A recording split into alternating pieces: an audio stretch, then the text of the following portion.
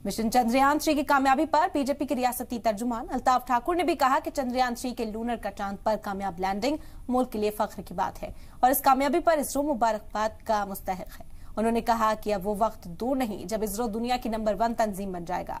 उन्होंने कहा कि ये पीएम मोदी की क़यादत में मुमकिन हुआ और इसे कहते हैं मोदी है तो मुमकिन है।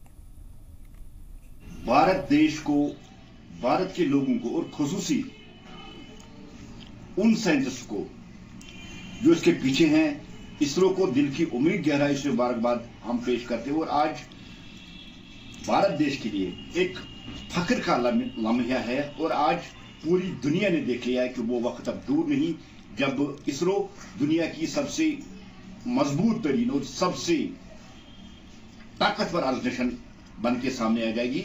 और ये तभी मुमकिन हो सका है जब देश के पास एक मजबूत इच्छा रखने वाली लीडरशिप मौजूद है। मैं इसरो देश के लोगों को, खुसूसी देश के प्रधानमंत्री जनाब नरेंद्र मोदी जी को दिल की उम्मीद गहराई से मुबारकबाद पेश करता हूं।